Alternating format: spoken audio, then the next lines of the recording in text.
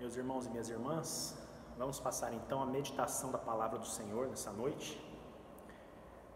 Gostaria de trazer uma reflexão que tem abençoado o meu coração e eu espero que abençoe o seu coração, que isso se encontra lá na carta do apóstolo Paulo aos Romanos, capítulo 8. Nós leremos do verso 31 ao verso de número 39. Romanos, capítulo 8, do 31 ao 39. Está escrito assim: Que diremos, pois, à vista destas coisas? Se Deus é por nós, quem será contra nós? Aquele que não poupou o seu próprio filho, antes por todos nós o entregou, porventura não nos dará graciosamente com ele todas as coisas? Quem intentará acusação contra os eleitos de Deus? É Deus quem os justifica. Quem os condenará? É Cristo Jesus quem morreu, ou antes quem ressuscitou, o qual está à direita de Deus e também intercede por nós. Quem nos separará do amor de Cristo? Será tribulação, ou angústia, ou perseguição, ou fome, ou nudez, ou perigo, ou espada? Como está escrito: por amor de ti somos entregues à morte o dia todo. Fomos considerados como ovelhas para o matador. Em todas estas coisas, porém, somos mais que vencedores por meio daquele que nos amou. Porque eu estou bem certo de que nem a morte, nem a vida, nem os anjos, nem os principados, nem as coisas do presente, nem do porvir, nem os poderes, nem a altura, nem a profundidade, nem qualquer outra criatura poderá nos separar do amor de Deus, que está em Cristo Jesus, nosso Senhor. Feche seus olhos, se puder, vamos orar. Senhor, muito obrigado pela Tua palavra, viva e eficaz, e que encontra lugar no nosso coração. Nesse tempo de meditação, possamos ouvir a voz do Teu Espírito Santo e possamos ser transformados pelo poder da Tua palavra, em nome de Jesus. Amém. Todas as vezes que eu leio a carta de Paulo aos Romanos, eu fico impactado até pela profundidade, pela grandeza teológica que a carta tem. Mas este texto especialmente, no capítulo 8, do verso 31 ao 39, me remete automaticamente ao Salmo 139, que fala que não importa se eu vou tomar as asas alvoradas, se eu vou no mais profundo abismo, no mais alto monte, não importa, o Espírito de Deus está sempre comigo, não tem como fugir do Espírito do Senhor.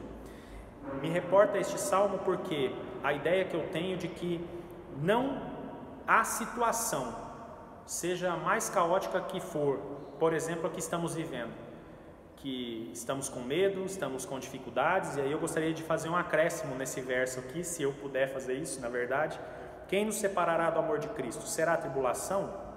Será o coronavírus? Será o isolamento social? Será a angústia, perseguição, fome, nudez? Será a quarentena? Quem nos separará do amor de Cristo?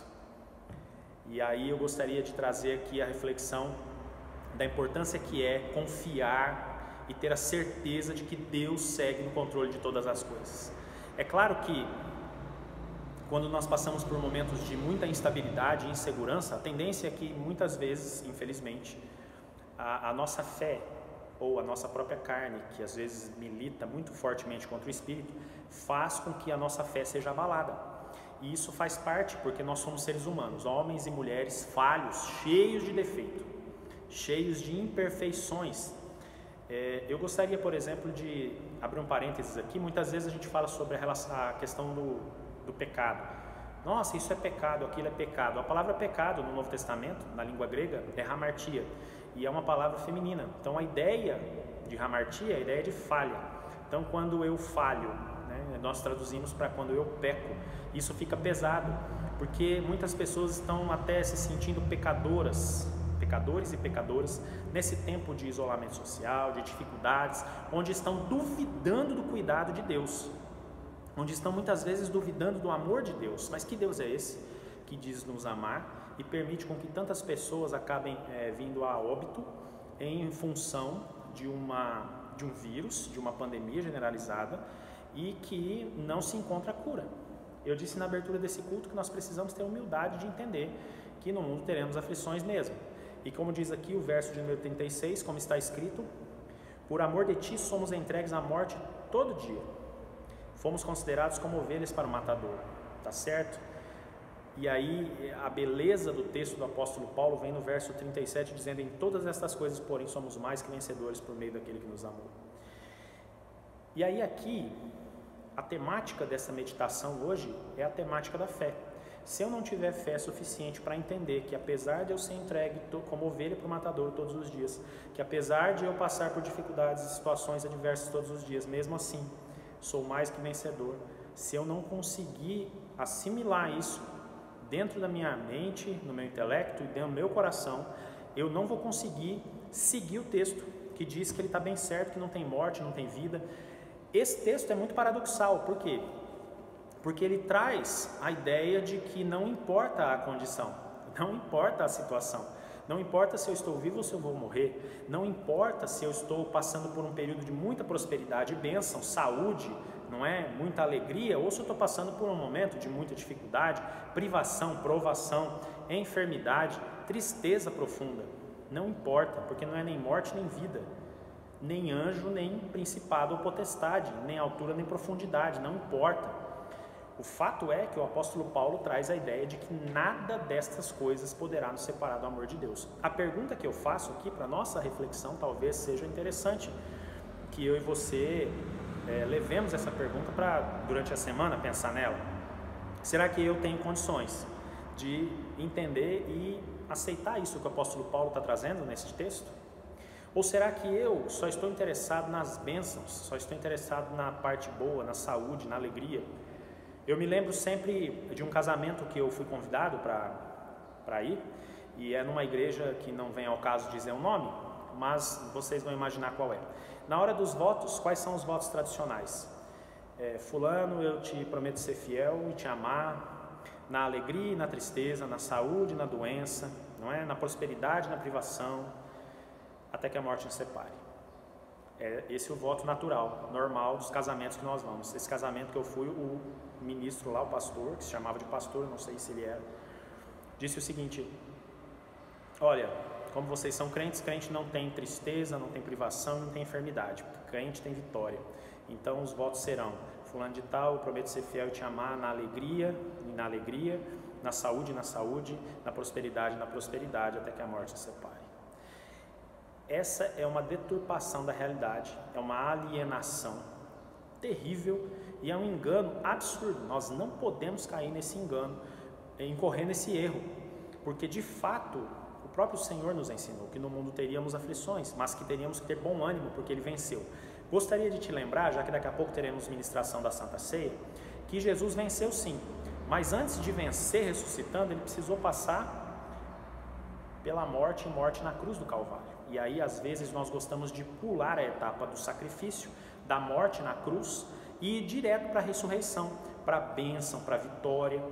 E é aqui que eu gostaria que nós parássemos para refletir um pouco.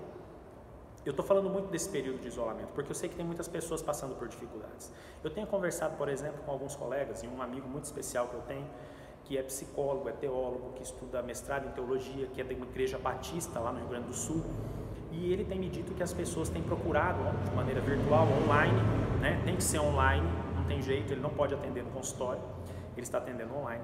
E tem procurado com, por exemplo, ansiedade, síndrome do pânico, desespero por conta não só do isolamento, mas por medo do que virá. Uma outra grande amiga minha esses dias disse: olha, Francis, eu preciso fazer uma campanha de oração, porque eu estou desesperada, porque na minha cidade subiram os casos da Covid-19, eram 2, agora são 5, eu estou, casos confirmados, nenhum óbito ainda, mas 5 casos, eu estou desesperado, cidade pequena. E eu disse: olha, meio que será inevitável o contágio, porque é um vírus, que nós precisamos clamar a Deus é que se descubra logo uma vacina, uma medicação, um tratamento que seja eficiente, eficaz, que tenha resultado, porque se muitos começarem a ficar infectados, os hospitais não terão condição de atender a todos, e aí muitos óbitos virão. Então nós precisamos dessas vacinas ou desse medicamento, alguma coisa precisa ser desenvolvida, se é que já não foi, e logo será apresentada a todos. Creio eu que será assim. E aí eu disse a ela, então continue orando, nesse sentido, mas não fique apavorada, creia e confie que Deus está no controle de todas as coisas. Apesar desta pandemia ser resultado do pecado do homem e da mulher, do pecado do ser humano, apesar desta pandemia ser resultado de um desvio, de uma depravação total da humanidade, apesar de ser resultado disso, Deus segue sendo misericordioso, as suas misericórdias se renovam a cada manhã, e são essas misericórdias a causa de não sermos consumidos. E ela disse, é verdade, eu vou orar nesse sentido. E eu quero dizer isso para você. Nada poderá nos separar do amor de Deus. E se você está nesse tempo de angústia, às vezes dizendo, meu Deus, como é que vai ser esse negócio? Se alguém da minha casa pega essa porcaria desse vídeo, ou desse vírus, não é? Como é que faz? Eu quero dizer a você, confie no Senhor. Esteja certo e certa de que Deus está no controle de todas as coisas. Se eu contrair o vírus, por exemplo, Pastor Francis, contrair o vírus, eu vou clamar ao Senhor para que Ele me ajude a ter forças para vencer essa doença. Muitas pessoas têm vencido, têm se curado, têm criado anticorpos contra o vírus. Vamos clamar por isso. Vamos aumentar nossa imunidade, tome vitamina, alimente-se bem. Fique resguardado. Se você é grupo de risco, fique resguardado. Isso não significa não ter fé. Isso significa ter prudência, ser astuto, ser prudente, inteligente. Agora, o que o texto de Romanos 8 está trazendo para nós, do 31 ao 39, é que não importa o resultado do que aconteça. Fato é que nada vai poder nos separar do amor de Deus. Nada vai poder nos separar do amor que está em Cristo Jesus. Eu gostaria de enfatizar aqui uma outra coisa também. O que se evidencia muito quando nós não conseguimos compreender Romanos 8, 31 a 39, é a nossa falta de fé no poder do nosso Senhor Jesus Cristo. E que muitas vezes nós nos sentimos sim abandonados pelo próprio Deus Pai. Só que isso também não é novo. Vocês se lembram das palavras de Jesus na cruz? Jesus, o nosso Mestre, o nosso Senhor, o que Ele disse na cruz? Deus meu, por que me desamparaste? Muitas vezes eu e você estamos como Jesus na cruz. Deus meu, por que me desamparaste? Pois eu quero dizer a você que Deus está no controle da minha e da sua vida. Deus estava no controle da vida de Jesus naquele momento. Não é que Ele estava desamparado. O sentimento de Jesus era de desamparo. Mas Deus tinha uma missão que precisava ser cumprida. E Jesus a cumpriu. Deus não ia entrar com intervenção antes que a sua missão se cumprisse. Deus tem uma missão e um propósito na sua vida, na minha vida. E não há nada nem ninguém que poderá nos impedir de cumprir esse propósito, porque é de Deus e é Deus que está conosco. Volto ao texto. Nem altura, nem profundidade, nem qualquer outra criatura poderá nos separar do amor de Deus que está em Cristo Jesus. Nem qualquer outra criatura. Tem muita gente aí, por exemplo, com medo dos principados e potestades, com medo do diabo e dos demônios. Não há nenhuma outra criatura, não há principado nem potestade que poderá nos separar do amor de Deus. Creia nisso, tenha fé nisso, esteja certo de que é Deus quem está no controle de todas as coisas, que é Deus quem está governando a sua vida e a minha vida. Quem nos separará? Se Deus é por nós, diz o texto lá no início, se Deus é por nós, quem será contra nós? Quem nos condenará? É Cristo Jesus quem morreu antes, quem ressuscitou e está à direita de Deus Pai e também intercede por nós. Quem nos condenará? Se Deus é por nós, quem será contra nós? Não tem vírus, não tem doença, não tem problema financeiro. Eu e você estamos passando por problemas financeiros, provavelmente, não é? Aqueles que dependem de trabalhar e não estão podendo trabalhar, e nós temos clamado a Deus por isso, e nós sabemos que é importante que essas pessoas voltem a ter o seu ganho, o seu sustento. Nada disso poderá nos separar do amor de Deus. E Deus está olhando para todas essas situações. Nós, como igreja, precisamos entender que nós temos uma missão. A missão de fazer a diferença. A missão de ser luz e sal. Luz do mundo e sal da terra. E agora é a hora da igreja marchar de forma que as portas do inferno não prevaleçam contra ela. Não é o fato da igreja estar vazia. E eu estou aqui no templo agora. Igreja vazia. Templo vazio. No entanto, cada lar é uma igreja. Jesus está no teu lar. Você é templo e santuário do Espírito Santo. Precisamos continuar marchando. Não podemos retroceder. Não podemos abaixar a guarda. Precisamos seguir marchando e crendo que Deus está no controle de todas as coisas. Se Deus é por nós, quem será contra nós? Será que você crê nisso? Será que eu creio nisso? Se Deus é por nós, quem será contra nós? É uma pergunta bonita, é um texto lindo, que citamos muitas vezes nas igrejas, nas escolas bíblicas, nos cultos, mas isso precisa ser verdade, isso precisa ser realidade na nossa vida. Às vezes a gente se desanima fácil, a gente esquece que se Deus é por nós, nada e ninguém poderá ser contra nós. A gente fica desanimado, a gente fica triste, a gente fica com a nossa fé reduzindo. Parece que as nossas orações não passam nem do teto. Pois eu quero dizer a você que não há nada, nem ninguém que poderá nos separar do amor de Deus que está em Cristo Jesus, o nosso Senhor. O nosso Senhor. E como é que o amor de Deus em Cristo Jesus se revelou? Como é que o amor de Deus que está em Cristo Jesus, nosso Senhor, se revelou? Como foi essa revelação? A revelação foi Ele vindo, habitando entre nós, foi Ele estando aqui, Ele padecendo e sofrendo, Ele indo até a morte de cruz, e Ele ressuscitando ao terceiro dia. Ele esteve entre nós, Ele sofreu entre nós. Esse é o amor de Deus revelado em Cristo Jesus, nosso Senhor. O amor de Deus não é um amor utópico nem distante, onde Ele fica mandando um coraçãozinho lá de cima. É um amor que se compadece e que se faz ser humano, mesmo sendo Deus, sem que tenha usurpação ser igual a Deus, abrindo mão e esvaziando-se, indo até a morte de cruz. Filipenses 2, de 5 a 11, que eu li no início desse culto. Esse é o amor de Deus que se revela em Cristo Jesus. Será que eu e você entendemos esse amor? Eu quero encerrar essa meditação. Em seguida passaremos a ministração da Santa Ceia do Senhor. Você vai poder participar aí da tua casa. Separe o pão e o cálice, já deve ter separado. Eu vou ministrar com o conselho da igreja, aqui da igreja, e você vai participar na sua casa e vai ser uma grande bênção, fazendo isso em memória dele até que ele volte. Eu quero encerrar essa meditação, essa breve meditação, sobre Romanos 8, 31 a 39. Se Deus é por nós, quem será contra nós? Quem nos condenará? Quem nos separará do amor de Cristo? Quem nos separará? Nada, nem ninguém.